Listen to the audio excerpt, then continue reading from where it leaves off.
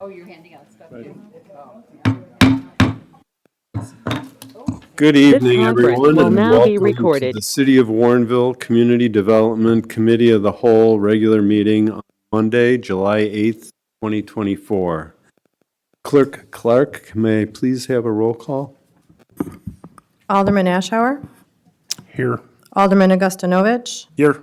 Alderman Berry, Here. Alderman Davalos, Here. Alderman Kruckenberg, Here. Alderman Lockett, Here. Alderman Widener, Here. and Alderman Wilkie. Here. Thank you. Will everyone please stand and join me in the Pledge of Allegiance? I pledge allegiance To the flag of the United States of America and to the republic for which it stands, one nation, under God, indivisible, with liberty and justice for all. Now is the time we set aside for public comments and citizens' comments. I don't see that we have anybody that is signed up, so we'll go ahead and move to officials and staff members' comments, beginning with Mayor Brummel. Thank you. Just a huge thank you to the 4th of July Committee. Reminder, they plan these things year-round. They meet monthly. They put a lot of time into it this year. We got lucky with the weather. It was an absolutely fabulous celebration of the best thing our country has to offer. And that hometown, small town, special feeling was certainly in evidence, and it's appreciated by everybody, I'm sure. The huge crowds. The Park District had a wonderful 5K run on the 4th, and I think it was the biggest they've ever had. There was so many people there. And as usual, I led off the race, and I was the pace setter. The problem was with that is that the young people get faster and I get older, and it is quite a contest to stay ahead of the front runner who did that 5K in 16 minutes and small change. So as I said to him after the race, I hate young people. Other than that, it's been a good week. Thank you. Hey, thank you. Are there any aldermen that would like to make a comment? Alderman Davalos? Yeah, besides the fireworks, which were wonderful, I was helping to shepherd a 4-year-old and a 2-year-old through the parade and the fireworks. And the parade was really amazing. It's much longer and bigger and much more variety. And the high school band, which often does come, was there. But a lot of large vehicles. Like I said, I have a 4-year-old and a 2-year-old boys. And it was all about the ambulance and the fire trucks. And the only crisis was when we went to see the fireworks, my 2-year-old kept saying, ambulance, fire truck, ambulance. No, that was in the parade. We're going to the fireworks. So my family, for first time taking those kids, had a great time, and I know all the work that goes into this. So I just want to say thank you to that 4th of July team and everybody who participates and volunteers, and it really is quite an event for our town. So thank you. Okay, Mayor Brummel has an additional comment. You brought up the parade, and I can't help but thank Karen Johannick again for making sure that parade was done well. She's been doing that for a number of years. Her daughter helped her this year, and again, a phenomenal amount of work, and she does it with a smile on her face. So thank you so much for that, Karen. Okay, I don't see any other aldermen that'd like to make comments. Are there any staff that would care to make a comment? Okay, we'll go into the business of the meeting. The first item on tonight's agenda is the presentation of the draft 2024 City of Warrenville Strategic Plan, and City Administrator Christina White will introduce this agenda item. Thank you. We have been hard at work for several months now towards putting together a new strategic plan to identify the priorities of the City Council for the upcoming 5-year period. That included a variety of opportunities for the public to participate, including a survey last year, a variety of stakeholder group meetings, employee survey, one-on-one interviews with each of you, a workshop with the senior leadership, and then a day-and-a-half retreat that you also attended along with senior staff to help develop this plan. In the agenda backup material this evening is a memo from me that highlights the framework for the strategic plan. That includes the high-level priorities of the city, that we are looking to undertake for the next 5 years and looking for some feedback from all of you on the key focus areas and the strategic priorities.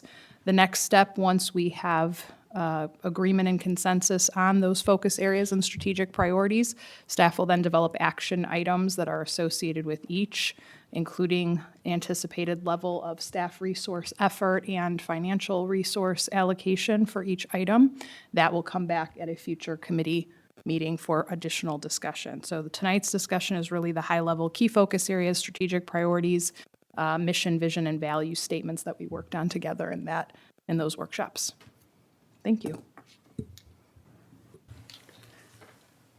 Are there any questions or comments? Alderman Davalos? Yes, Administrator White may have to help me because I don't have the printout page.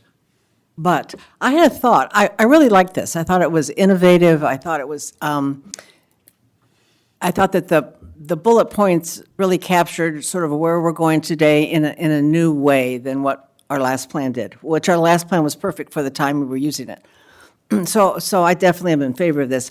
I had one thought that just crossed my mind when I was reading it.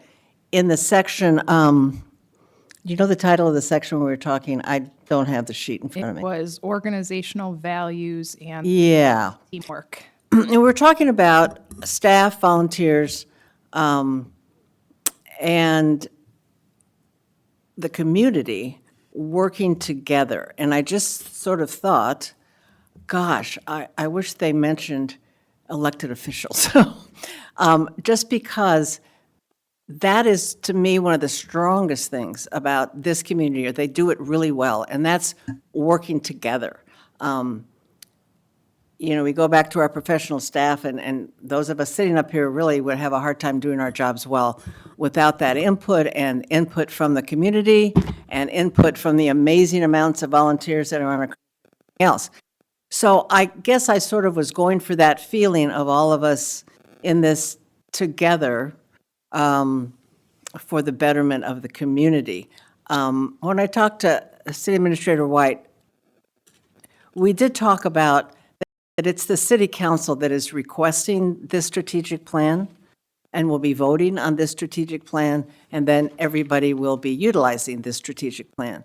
But I sort of thought for new people, new staff, new volunteers, whatever, or community people coming in, that they really, I would hope they would understand that we are all working together in a pretty tight unit that has amazing results as we go forward for this community, and wondered if somehow that could be added or if anybody's even interested in adding it. So I did have a good discussion with Christina, but I may be the only person that would even care about that. Administrator White? So the proposed change under teamwork in organizational values would be to include elected officials. So the statement would read, engaging with and recognizing the contributions of elected officials, staff, volunteers, and the community. Correct? Yes, that is. That is the gist of it, right there. Just for a more complete picture of how we're operating in this plan.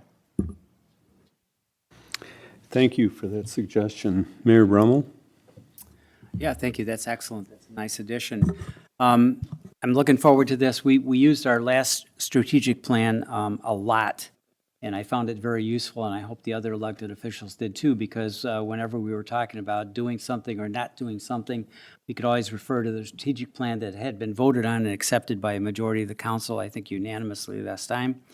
Knowing that it needed some changes because things have changed, I'm excited that there's going to be a new plan going forward. And I really appreciate the fact that it will be there for the elected officials in the future, revised, improved, and give support and counsel as to what direction the city wants to go in over the next few years. So, well done, staff. Thank you. I just had a question about, we seem to reflect the striving to invite new residents and different cultures, backgrounds to promote participation and sense of belonging by all. And area that's titled Key Focus Areas and Strategic Priorities, and that seems to relate directly to the Inclusion, Diversity, and Equity Committee that we established. And I just wonder if these other key focus areas and strategic priorities likewise connect to what the objectives and strategic priorities are of the BPAC, Bicycle Pedestrian Activity Committee, and the Environmental Awareness Committee, and the Tourism and Arts Council, because those committees were formed out of their importance to be a priority and kind of fell under certain city strategies. And I just wonder whether we have in our statements of key focus areas and strategic priorities language that ties back into what their priorities and strategies are. City Administrator? Thank you. I'm really glad that you asked that question. It provided a great segue, and I didn't even call you in advance, so thank you for that. We do have lots of opportunities within the strategic plan for all of the volunteer boards and commissions to help us actively participate in getting this strategic plan implemented over the next 5 years. So while they may not be as cleanly or clearly written out as that particular strategic priority, it is interwoven in all of the other strategic priorities that they will have action items that will help us accomplish these goals. So we are very much focused and have in mind our volunteer groups helping and supplementing staff in these efforts. Thank you. I'm glad to hear that. Are there other comments? Alderman Lockett. Yeah, I just wanted to thank staff too, because it looks like from where we started to where we are today, it's continuing to evolve. A good example of that is something recently that we had all discussed with regards to the city street standards, speed limit evaluations, and then just some of the other big bullets that they're hitting with regards to doing different evaluations of the stormwater rates, looking at different things with regards to revenue streams, just so that we could diversify. So I just wanted to thank them for continuing this along and going with us as we evolve. So thank you. Great, thank you. Other comments, questions? Okay, thank you, well done. Oh, we have a follow-up. Yes, one quick follow-up question. Can I just get consensus about Alderman Davalos's suggested change to the organizational values? Okay, let's, by a show of hands, if you agree with the point that Alderman Davalos brought up, raise your hand. Okay, I think you have consensus. Thank you. Okay, there's no action required on this item, so we'll move on to, there is? Oh, okay. Who would like to, Alderman Lockett? I'd like to make a recommendation. The City Council adopt a 2024 strategic plan framework and direct staff to develop action items for each strategic priority identified. Second? We have a motion and a second. All those in favor, say aye. Aye. Opposed? Okay, motion carries. Our next item is consideration to adopt the proposed 2024 strategic plan draft objective. And City Administrator Christina White will introduce this agenda item. We did it. Sorry. Oh, Number 2 is now the Batavia Road. sorry. Okay. We'll go back to consideration of the Batavia Road sidewalk and easement. And Public Works Director Phil Kukler will tell us about that. Phil? Thank you and good evening. As part of the current Batavia Road resurfacing project, the city replaced some sidewalk that is on private property, as well as there's some parking spaces along the Warrenville Youth and Family Services, the professional building, and the old post office that extend partly onto private property. Over the years, these have been generally maintained on and off by the city. Anytime Batavia Road's been resurfaced, those parking spaces get resurfaced. The sidewalk's been, what little maintenance there's been on it has been done by the city. So we worked with the presidents, worked with the city attorney to develop easement agreements that are included with the agenda backup materials, and then we worked with the residents, or the business owners, property owners, to get their buy-in on the improvements, and then their signatures on the easement agreements over the last several weeks, and those are included, the signed agreements are included with the agenda packet materials. The only section of sidewalk that is not going to be part or owned and maintained by the city is a section that is in front of the professional building that's underneath that overhang.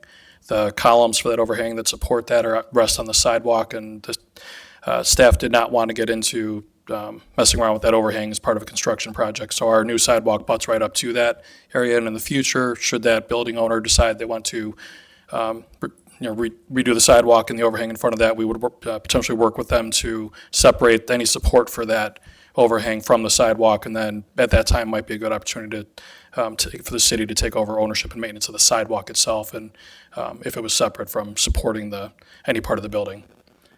So with that, I'd be happy to entertain any questions on the easements. Question from the council members? Okay, if not, Alderman Lockett. I'd like to make a motion, City Council pass an ordinance approving easement agreements for public right-of-way improvements along Batavia Road. Second. Thank you. We have a motion and a second. All those in favor, say aye. Aye. Opposed? Okay, the motion carries. Our next item is the consideration of a letter of understanding with Warrenville Park District about Cerny Park transfer. And again, Public Works Director Phil Kukler will tell us about this item. Phil? Thank you. Over the last year-ish, some city representatives and Park District representatives have been discussing the possible transfer of Cerny Park from the city to the Park District. I brought this up a couple of times, probably during the OSLAG grant application process last year for the improvements that are going to be constructed next year in the park, which are replacing the playground equipment and resurfacing the basketball, or really colored and striping the basketball court, and performing maintenance on the roof in the shelter building there.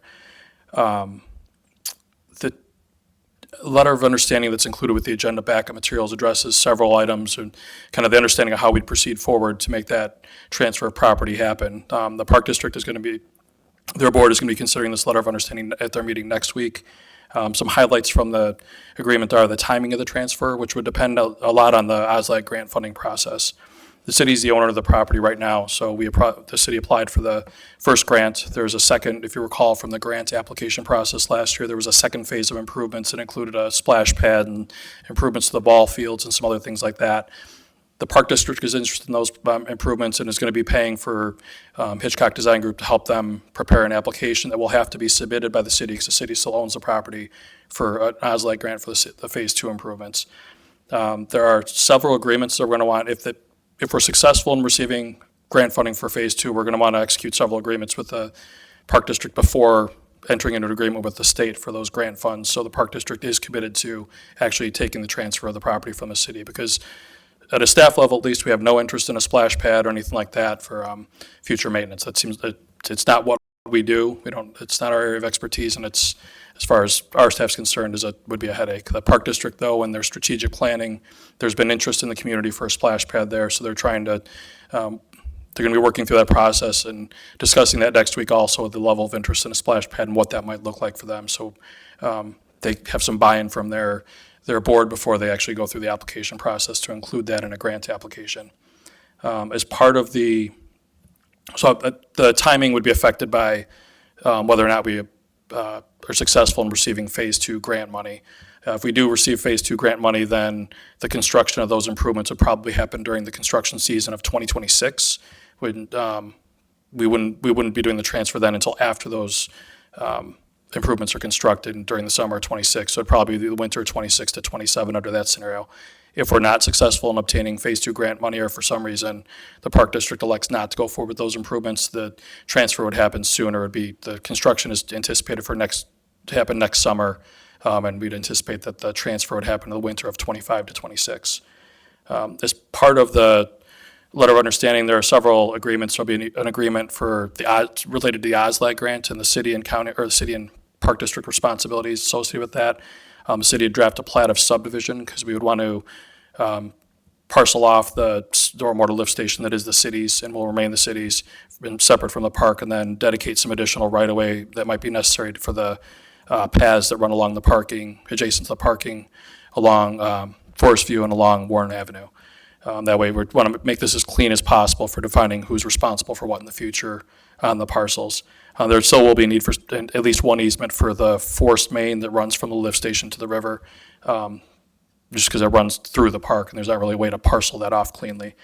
The city would be responsible under the letter of understanding for mowing grass and cleaning the bathrooms at the shelter for 3 years after the transfer of property. The purpose of that is to allow the park district time to find funding sources and staff to help take care of those issues on their own. So this gives them a bit of a nice transition period to be able to do that, because they're not currently staffed up to handle that, and they don't currently have the funding to do that. Additionally, one important thing would be to have, the city would have right of first refusal for events in the park such as 4th of July or or National Night Out. And finally, all the other agreements would be an intergovernmental agreement for Cerny Park and purchase and sale agreement for Cerny Park as well. And assuming that the Park District Board and City Council are both in favor of this letter of understanding, we execute this, staff would start working with the city attorney to start to draft these agreements, so we can work at the staff level and attorney level to draft them and before we bring them back to council and to the Park District Board. And staff would engage with a surveyor for the plat of subdivision. And as part of the Phase 2 the grant application process for Phase 2, OSLAG grant, you may recall last year there was a resolution that's just a standard form that's part of the OSLAG grant that the city had to approve at a meeting that got presented, I forget what month it was, but last year with when Hitchcock came and presented the plan and the grant application materials. That would have to be approved by the city council. I intend to just place that on a consent agenda in the next 6 weeks. Once that's ready and developed or filled out by Hitchcock and prepared for us. The grant deadline is September 13th, so I'm trying to be flexible with dates and not be stuck to the committee of the whole series of meetings, because we have fewer of those coming up. In like August, there's only one, so I'm not sure if they'll be ready for us at the Public Works Committee. So I'm going to try to have that on a consent agenda in one of the next 3 or 4 meetings for City Council. So with that, I'd be happy to entertain any questions. Are there questions from the council members? Seeing none. Alderman Lockett? I'd like to make a motion, City Council pass a resolution authorizing Mayor Brummel to execute the letter of understanding transferring Cerny Park to the Warrenville Park District. Second. Thank you. We have a motion and a second. All those in favor, say aye. Aye. Opposed? Okay, motion carries. Our next item is the consideration of Winchester Parking Sticker Program Agreement. And Community and Economic Development Director Amy Emery will introduce this item. Amy? Thank you. Good evening. I think the best way to begin is just to imagine what it's like working from a legacy agreement, a handshake agreement established 40 years ago. When those things happen, in the moment, everybody is very clear on how it's going to be working as time goes by. But as staff changes and new staff arrive, things get a little less clear. And that's a good way to frame up why we have this agreement for your consideration. The overnight parking situation in Winchester is a unique challenge. It's definitely evolved over the last 40 years, 50 years since the subdivision was established. And I've changed as a staff member, police chief has changed several times, city resources have changed, and the needs of the neighborhood have changed. But without any documentation, we had a lot of questions about how is this working and how can we continue to make it work? There were questions about how it was being administered and deadlines for the residents, any fees that were being posed, requirements that you would have to get a sticker, or a guest parking pass. So over the last year, staff has been collaborating with the Winchester Subdivision Homeowner Association, as well as their management company, to understand how they've been administering the program, its value and importance to them, neighborhood parking challenges. We spent a lot of time, Chief Padilla and myself, talking directly with the residents who administer the program, residents who live there, visiting the neighborhood at different times of day, different days of the week, and even different seasons to see how the parking situation is managed and the challenges that it faces. With one of the highest densities of development in the city, parking is definitely at a premium in this neighborhood. And there just isn't any additional space to provide parking if you look at the development around it. The parking challenge isn't a new one, though. Like I said, there was a handshake agreement to help address it, but we really need a tool like this agreement to document how we're going to effectively manage things and understand the lines in the sandbox, if you will, between the city and the homeowners association. Putting this agreement together, I think, has helped us to improve our communication and relationship with the homeowners association, build trust with them that we're here to help them and not to be in conflict with them.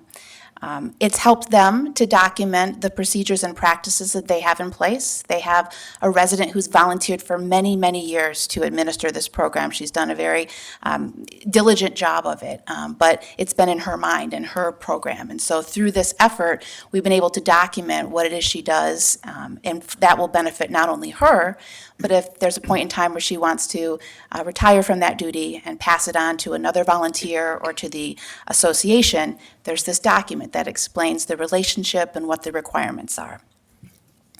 The agreement also provides a great deal of transparency about how the right-of-way is being used. It is a public right-of-way, and so we want to make sure that we're understanding who has access to it at what times and what enforcements the city will pursue and what we won't be enforcing. So with that, we brought you this agreement for your consideration. There'll be a resolution to approve it coming to you at the July 15th meeting. There'll also be an ordinance that adds a single reference in the in the city code specific to allowing parking overnight on Winchester Circle with a parking sticker. Very simple, straightforward ordinance to codify and provide a relationship between the agreement and all of its specifics and our city code so it can be forced. So with that, I'd be happy to answer any questions you might have.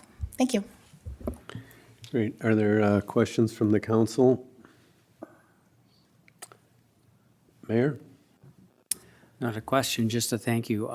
Having been around for a lot of the problems, that we've experienced in there because of the lack of clarity as to what's allowed and what's not allowed, the changing administrations for their homeowners association, their management companies over the years.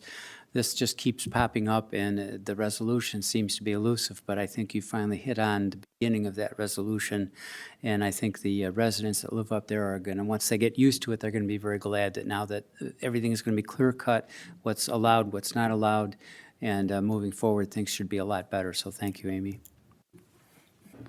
I'd like to echo that too. This was a challenging document and a lot of work to untangle and straighten out this situation. We've been aware of the parking issues in Winchester for years, and it's great that you've been able to work together and create an ordinance with the homeowners association. So thank you for your efforts.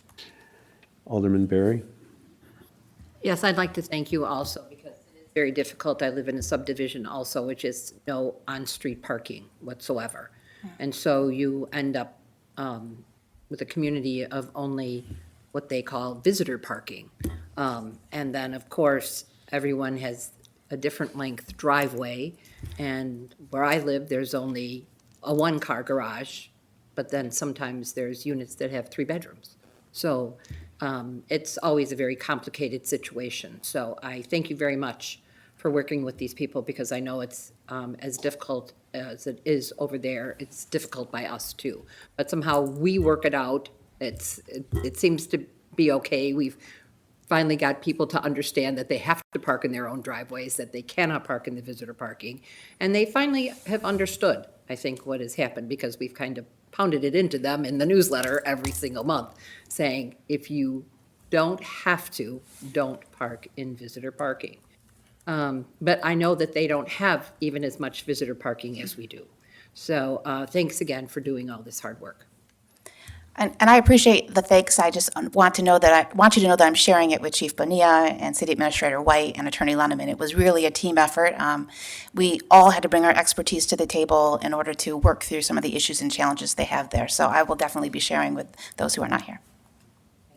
Thank you. And the mayor's got a quick comment. Just thank you for the cooperative effort. We're not issuing an edict from the city, here's how it's going to go. You worked with the people that live there, the two important groups that represent them. I think that's very important, and that should be recognized, that this was a team effort involving the people who wanted to work out the most. So well done. Thank you, Alderman Lockett. With that, I'd like to make a motion. The city council pass a resolution authorizing the city administrator to execute the Winchester parking sticker agreement and approve a corresponding ordinance to codify the sticker requirements within the city code. Second. Thank you. We have a motion and a second. All those in favor, say aye. Aye. Opposed? Motion carries. Our next item is to review and file an informational update for the Warrenville by Design project. And again, Director Emery will tell us about this item. Thank you. So this isn't an action item this evening. It's really just an FYI item, but I wanted to take a couple minutes to highlight for you where we are at with the Warrenville by Design project and what's coming ahead.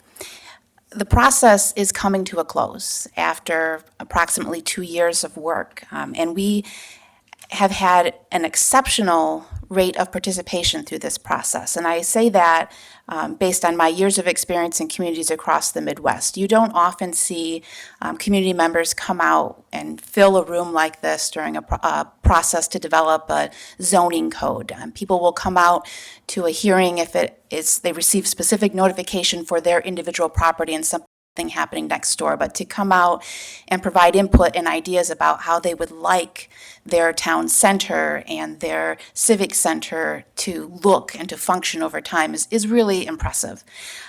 So the FYI is about the ending part of that process, the public hearing process that we've just gone through in the Plan Commission. The public hearing took place over 2 meetings, one in May and one in June.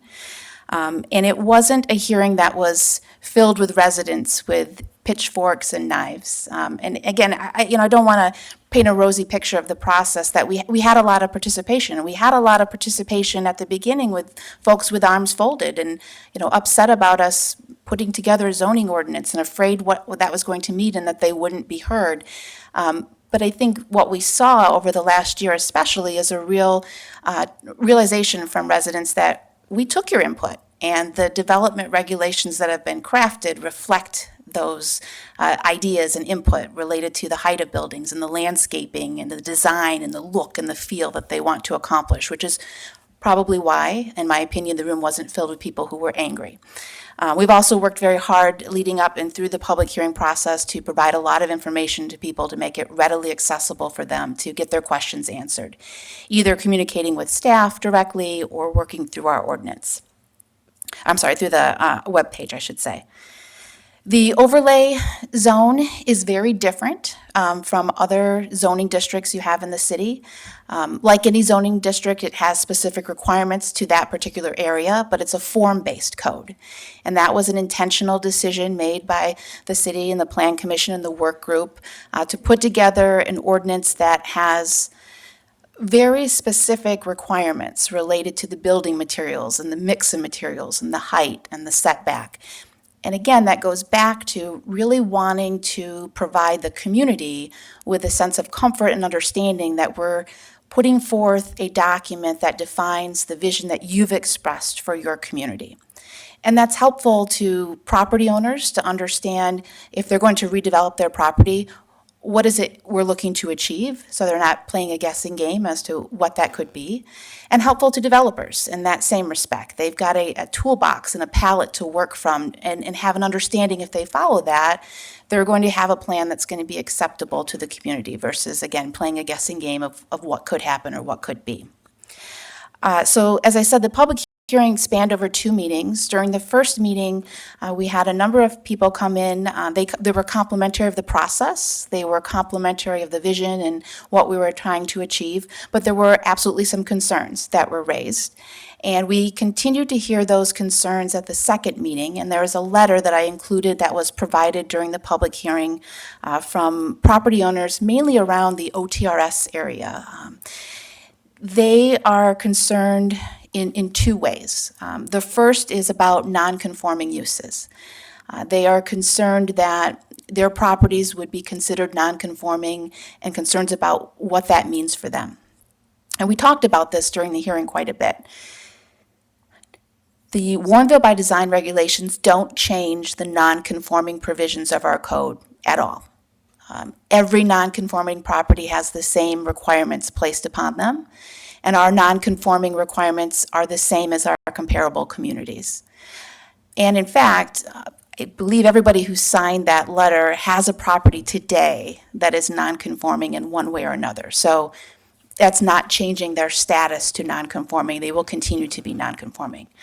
I think there was some question about what that means. We talked about it during the hearing, but I think there's still some anxiety and tension related to that. If you're non-conforming, you can absolutely continue to operate as you have in the past. You can sell your business or your property to another person. But if you cease that use for more than 6 months, or if the use is completely destroyed or closed, you can't reestablish a use that's not allowed under the zoning code. And the Warrenville by Design regulations don't allow for some of the uses that are currently possible in the B4. And the reason for that is because the overlay is creating a walkable town center area. And so uses like drive-throughs and auto or automobile establishments, they're not consistent with that vision of a walkable retail, shopping, dining, gathering place type of environment. The second thing that the property owners asked for, and you may have seen that in the letter, is they asked for those individuals who signed the letter to be excluded from the district. And we talked about this during the hearing as well. Staff does not recommend excluding those properties from the district, mainly because the boundaries of the district were defined very intentionally by staff, by the community, by our professional consultant. And if you remove those properties from the district, you will have an adverse effect over time on the vision. You will create an unbalanced district where one side of the street has a certain set of requirements and the other side of the street does not. So that's the long story, hopefully made somewhat short. I wanted to make sure that there was an opportunity to share with you what had happened at the hearing. Because the vote was not unanimous from the Plan Commission, the Plan Commission members definitely had some concerns. There were 2 of them that voted in opposition. I think they aligned with their thoughts of some concerns about non-conforming provisions and some concerns about the points that the property owners were raising. This will appear on the July 15th agenda as an action item to direct the city attorney to prepare the ordinance. The property owners have been told of what the process is going forward, so I didn't necessarily anticipate they would be here this evening for discussion, but it would not surprise me if they attend the city council meeting to share further input. But again, it's a big project, it's a big process, it's a big change, and I wanted to take a moment to let you all know what had been happening and where we're at this point, and I'm happy to answer any questions you may have. Thank you. It was a thorough report. We appreciate that. Questions from the alderman? Alderman Davalos? Yeah, so I came to that second Plan Commission meeting and was quite impressed at the discussion, at the community members that showed up and were pretty clear on what they were concerned about, and the responses they received from you and from the Zoning Board of Appeals and the Plan Commission. So that was kind of interesting to see that way that played out. So those folks that would like to either not be part of the overlay of the, what is actually going to happen? Let's say we pass this and we go through and we finish everything we're doing on this. So what happens to some of those businesses at this point? Does anything happen before they have to sell? And then it depends on who they may not be able to sell who they want to or who comes to them or all that stuff. But as they exist today, are they going to be immediately required to make changes? So the businesses today are non-conforming and they would continue to be non-conforming. Adopting an overlay does not automatically require anyone in the district to make any change to their property. But if they wanted to make a change in the future, we would look to the overlay to guide that change. Okay. Okay, thanks. Alderman Ashour? I guess my concern is this is basically a blanket rezoning, if I understand what I read. Is that correct?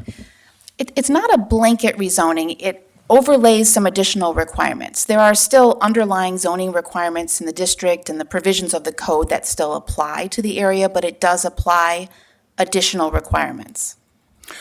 The question, you know, we've done comprehensive land use plans, different projects. We've had planning that we did down by the gas station site. And this is very restrictive for anything that's undeveloped, and it's also downzoning in some cases where it may change the value of their property in a negative way. Make it harder to sell in the short term. I look at this as something that has more value as a, how would I put it, reference than a demand. Once it becomes an overlay, it's a demand on those property owners. And I'm just not sure that they all, you know, not everybody gets up in the morning coming to meetings and participating, and they trust that we're going to be the stewards of what's best for the town and their property. When in a case like this is a sum total of consultants, people who are not necessarily property owners, making some pretty sweeping changes and demands that aren't part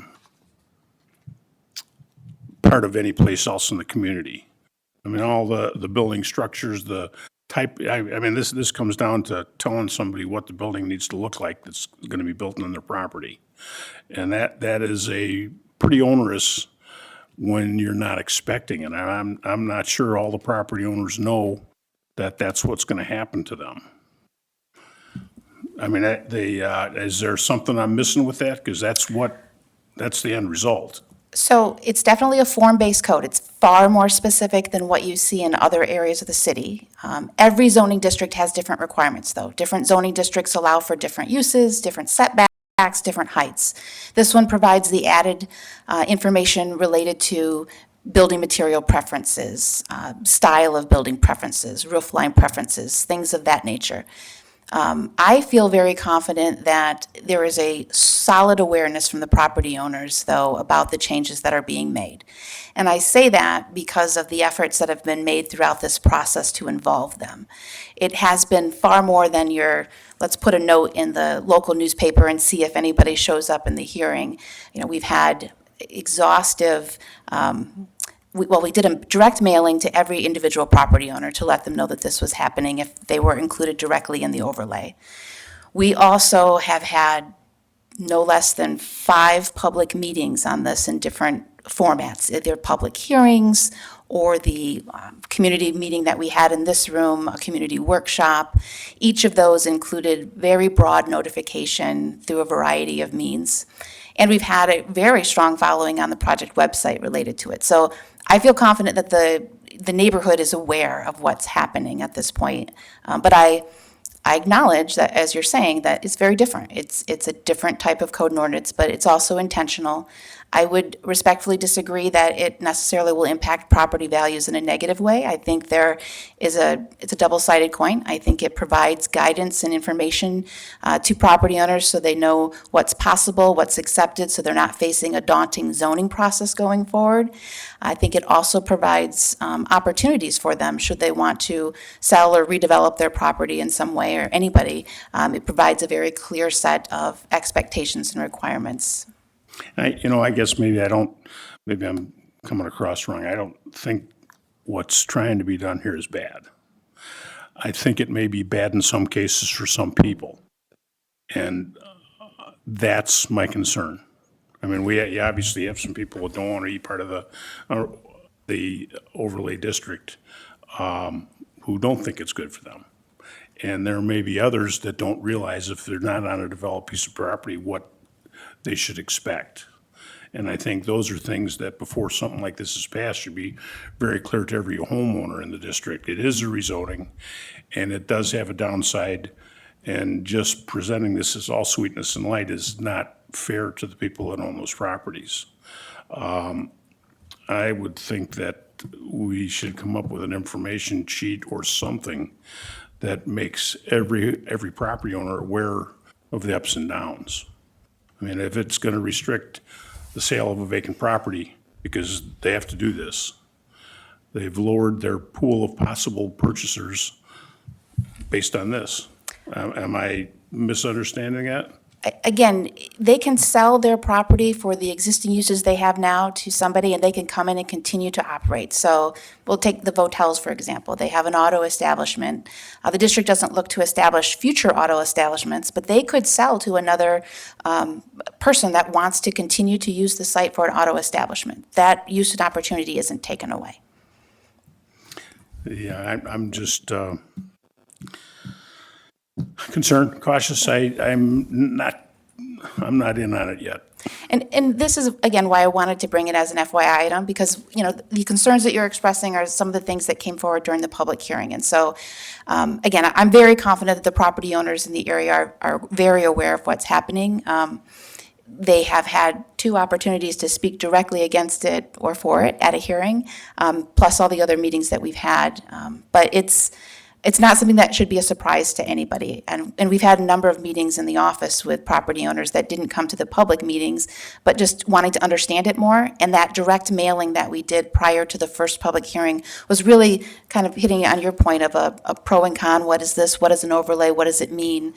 Sort of publication that went out to everybody. So staff has really worked very hard to make sure everybody's aware of what's being proposed and the reasons behind it. And that was really the discussion at the hearing. So more coming your way, but wanted to make sure that we provided you with this FYI so that you're aware of where we are and what's coming up. The last comment is I don't believe we should be forcing an overlay district on somebody who doesn't want it, since it is a zoning change. And thank you. Thank you. I think the mayor has a comment, and then I'll get to the other aldermen. Thank you. There clearly is a reason that we're attempting to do this, and I would presume that reason is for the benefit of the community. Maybe you could highlight why we're doing this, what our objective is, and how the community is going to benefit. Because obviously, any kind of a change that we try to implement is going to have some people who are going to be uneasy with it, they're going to be worried, and they're not going to want to participate. That's understandable. No proposal has ever been made that I'm aware of that's 100% people want to do it. So obviously, we've invested quite a bit of time and effort into this. Maybe just highlight again for us why we're doing it, what our objective is, and what the benefit to the whole community is going to be. Sure. Again, we talked about this at length during the hearing as well, because it is new and it's something different.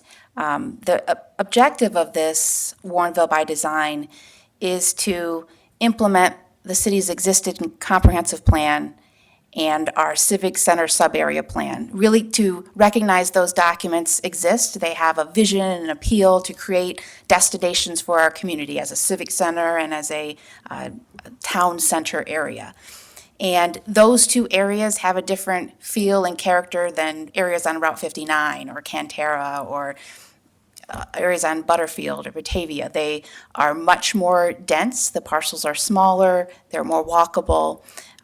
But those are plans. And so the Warrenville by Design takes those plans to the next level to provide specific regulations to make what is envisioned a possibility. And that's the essence of the form-based code, is to provide that level of specificity that you don't have in other zoning districts. I did in the memo outline the 5 reasons behind this plan, including revitalization of these areas, to establish high-quality mixed-use areas, to allow for a mix of housing types. I'm not sure if I mentioned that specifically before, but we have talked about at length in many different plans, including this one, about the need to provide a variety of housing options to support our community over time. And these areas present unique opportunities for that. And the form-based code provides a means of accommodating housing that can complement other uses in a very tight and confined location. It also talks about the importance of landscape areas and walkability, and again, trying to provide that identity and destination in the community. Thank you. In terms of non-conforming buildings, what is different about Warrenville, about this overlay than is currently on our books as required? What's the major difference? Is there a big difference, or is that the same no matter what? I think there's one thing that's different. Well, I'm curious to know what's different. From my perspective, the Warrenville by Design regulations do not make any changes to the non-conforming provisions of our zoning code. Those continue to exist just as they do today, and all property owners in the city are subject to the same non-conforming requirements. So that has not changed at all with this. That's correct. So the idea that if you don't run the business, if it's empty building for 6 months, you lose your non-conforming, that's already in existence. That's already in existence, and that applies everywhere in the city to any location that's Right, so non-conforming. there are no new restrictions on a business or a homeowner that aren't already in the city code. That may be a different question. So Okay. there are no changes to our non-conforming provisions, but the Okay. overlay provides additional requirements to this area. Okay, so So possibly. they have design requirements, material requirements that don't apply to different areas, just as an industrial zoning district has different requirements than a residential, than a commercial. This overlay is more specific as it relates to design, but it has special requirements, absolutely. Okay, but existing business owners can stay there as long as they want? Yes. Sell the business for the same type of business far into the future if they so decide? But if it does remain inactive for over 6 months, then that special use goes away, but that already is enforced throughout the city? Yes. Okay, thank you. Alderman Davalos? Yeah, two things. So let me build on what the mayor just said. So non-conforming property can sell a property, the same business type can come on, but is the new owner subject to any of the new overlay requirements? Not unless they're changing the structure or looking to establish a new use. Okay, great. And again, this is an overlay at that location. We're not overlaying any other part. Okay, just want to make sure everybody gets that. Okay, thanks. Are there any other comments from council members? I see we have Chairperson Cosgrove from the Plan Commission and Zoning Commission with us. Would you like to make a comment, Mr. Cosgrove? Two things. As far as the nonconformities, most of those buildings are setback related. And in the overlay district, there's a smaller setback. So that's going to actually reduce the amount of nonconformities that the existing buildings have with respect to the bulk regulations. The other thing to keep in mind is you're trying to sell the city-owned property where the gas station used to be to a developer that's going to build something according to this overlay district. And they're going in next to existing businesses that they may want to know that in the future, those businesses may change and look like theirs. So they're going to go in and invest all their money in that place, and they're still going to be located next to hotels or across from Biff Bear's building or the other places, and that may give them some encouragement in the future. If those locations change, they'll look like their building.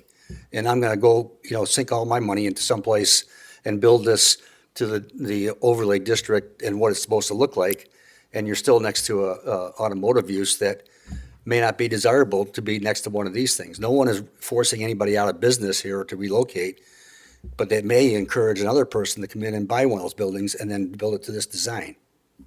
So that's the kind of the flip side of what's there too. Thank you. Any other comments or questions? Okay, we'll move on then to our next item, which is to review and file the bi-monthly code enforcement activity report. If there's any questions or comments about that, we'd be glad to entertain them. If not, we'll move on to the next item, which is to review and file the commercial retail inventory summary report. And if there's any questions or comments about that, please raise your hand. If not, we'll move on to the last item, to review and file the fiscal year 2025 Community Development Work Plan Update. Does anyone have any questions or comments regarding that? Okay, seeing none, we'll move on to miscellaneous. There's nothing to handle there. There's no closed session. We have one more item remaining. Alderman Lockett. I'd like to make a motion to adjourn. Second. Okay, we have a motion and a second to adjourn. All those in favor, say aye. Aye. Opposed? Okay, motion carries. Thank you for your attendance and all the preparations this evening. This conference is no longer being recorded.